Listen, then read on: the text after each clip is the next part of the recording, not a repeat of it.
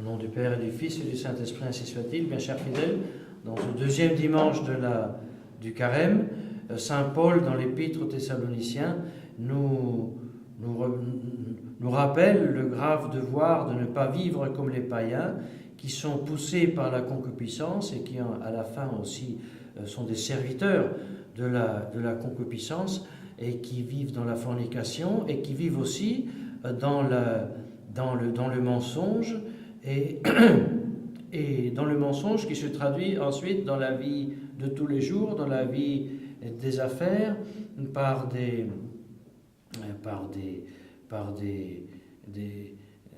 le fait donc de voler le frère dans les affaires. Oui, parce qu'il y a toujours une très intime connexion entre la pureté et la véracité et l'honnêteté et l'impureté et l'esprit mensongère, l'esprit d'escroquerie. Malheureusement, le meilleur mot ne me vient pas à la mémoire. Et après avoir été donc tenu à la pénitence du Carême, la Sainte Église, dans l'évangile de ce jour, nous présente la gloire de notre Seigneur Jésus-Christ. Non pas la gloire de Dieu dans sa divinité telle que nous la verrons dans la vision béatifique, parce que ceci n'est pas possible ici sur terre, n'est pas possible pour une personne humaine avant la mort et la résurrection. C'est pour ça Saint Pierre, Saint Jacques et Saint Jean n'ont pas eu la vision béatifique sur le mont Tabor, mais ils ont vu la gloire de qui et de quoi? Ils ont vu la gloire de Jésus-Christ dans sa nature humaine. Ils ont vu la gloire, la puissance du corps, spécifiquement parlant, de la nature humaine de Jésus-Christ. C'est le corps qui resplendait comme le soleil était plus blanc de la neige, parce que Jésus-Christ, étant Dieu, la deuxième personne de la Sainte Trinité, ayant assumé la nature humaine, donne à cette nature humaine l'état de gloire, tel que sera notre corps après la résurrection.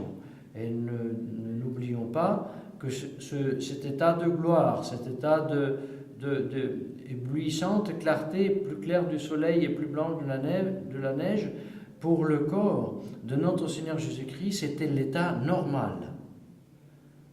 Le fait de vivre, d'apparaître comme nous pendant tout le temps de sa vie ici sur terre, c'était le fait justement du Fils de Dieu qui s'est fait homme, qui s'est abaissé, qui a revêtu la forme extérieure de l'esclave.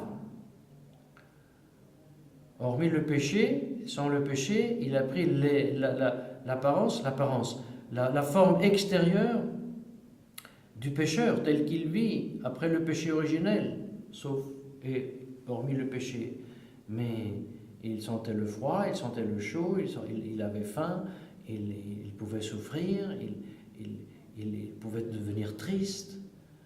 Tout ça, Jésus-Christ voulait, par sa volonté délibérée, non pas par situation non choisie, mais par volonté délibérée, l'a voulu subir cette situation.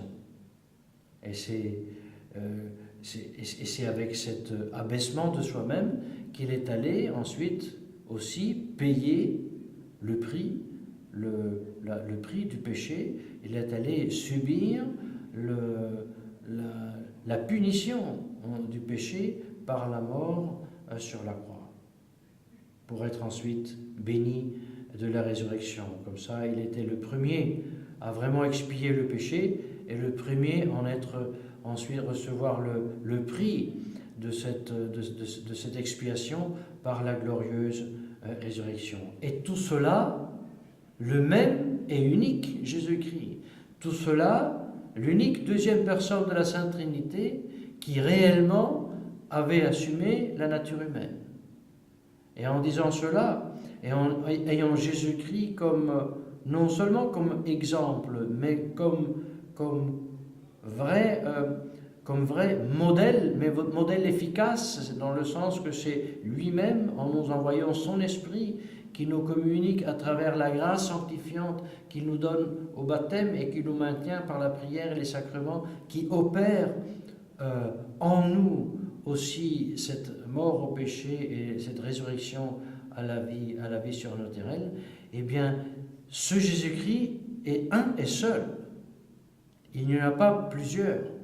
Et ce Jésus-Christ n'est pas un concept, mais c'est une vraie personne, la personne divine, avec une vraie nature humaine, avec un vrai corps. Et c'est la nature humaine qu'il a assumée de la Sainte Vierge Marie, qu'il a trait de la Sainte Vierge Marie. Et tout cela, chers fidèles, pour rappeler et pour dire à nouveau la méchanceté, la malice du modernisme. La malice du modernisme, ensuite, dans les faits et dans la pratique, propagée par l'Église conciliaire, qui transmet un autre Christ que celui qui s'est incarné et qui vraiment a souffert, et qui vraiment est mort, et qui vraiment est ressuscité des morts. C'est un Christ qui est dégradé à une invention des apôtres.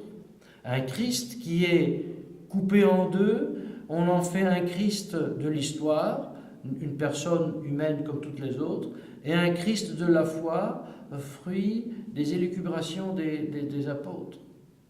Un Christ donc qui n'est rien d'autre que peut-être le meilleur, mais un des inventeurs des religions.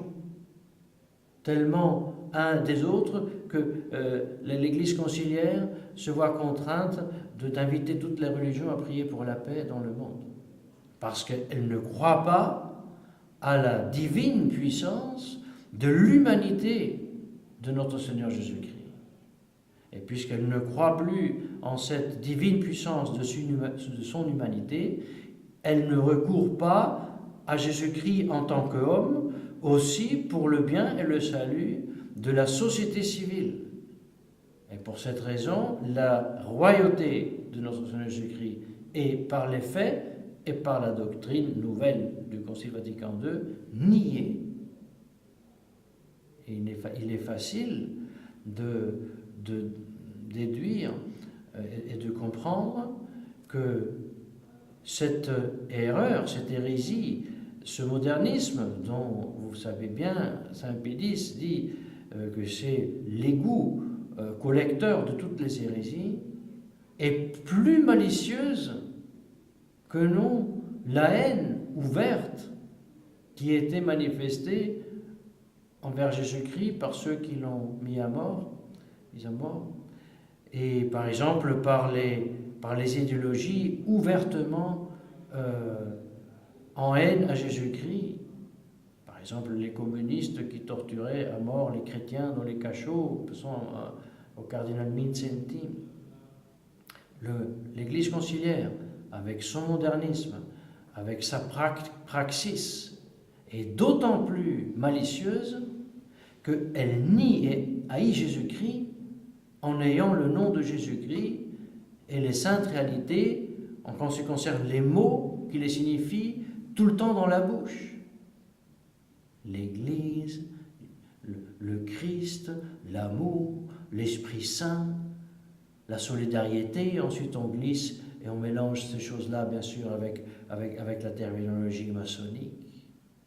Et tout ça pour nier Jésus-Christ. Même cet esprit, cette hérésie, cette négation de Jésus-Christ, ils sont même réussis à l'introduire au plein milieu de l'ancien rite, la messe du motu proprio. Et voilà les traditionalistes qui, jusqu'il y a peu de temps, combattaient contre cet esprit, courir à la messe du motu proprio, où on fait publiquement et officiellement référence au chef de cette secte conciliaire, Bergoglio. Quelle abomination de la désolation au plein centre du temple de la liturgie catholique.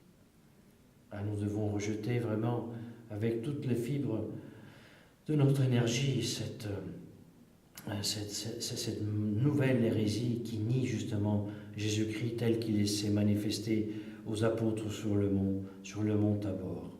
Lui qui nous a donc rachetés et qui a renoncé à cet état de gloire pour revêtir l'aspect extérieur du péché et de payer le prix du péché. Un fait qui est préfiguré par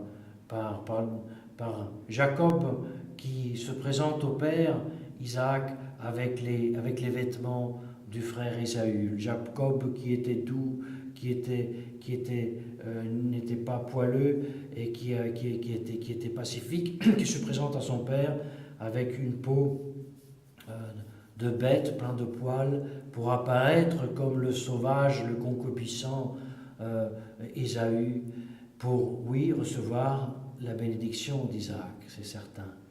Mais non pas sans avoir offert avant le sacrifice, c'est-à-dire le bon repas au Père pour le rendre propice à le bénir, comme notre Seigneur Jésus-Christ a versé son sang sur la croix pour obtenir l'expiation des péchés et recevoir la bénédiction de la résurrection. C'est ainsi que donc le dernier, parce que Jacob était sorti après Ésaü, devient le premier. Oui, et ceci aussi, on va le rappeler aux modernistes, qui nous veulent mettre petits frères d'Ésaü. Non, nous sommes les grands frères d'Ésaü. Et quand Ésaü se sera converti, il sera frère comme nous. Mais en attendant, ainsi dit, frères majeurs dans la foi sont les derniers dans la foi, même hors de la foi. Avec la grâce de Dieu, et nous le prions, ils se convertiront un jour. Mais nous ne voulons pas être avec l'Église conciliaire, avec le Concile Vatican II, les esclaves et les serviteurs du judaïsme talmudique qui, comme Ésaü, a renoncé au droit d'aîné pour un plat de lentilles. Nous ne voulions pas être ces serviteurs-là, nous voulons être les serviteurs de notre Seigneur Jésus-Christ et prendre très au sérieux le temps du carême pour faire des vrais fruits de pénitence qui nous fassent vivre avec plus de ferveur et plus de grâce le jour de la résurrection, en nom du Père et du Fils et du Saint-Esprit, ainsi soit-il.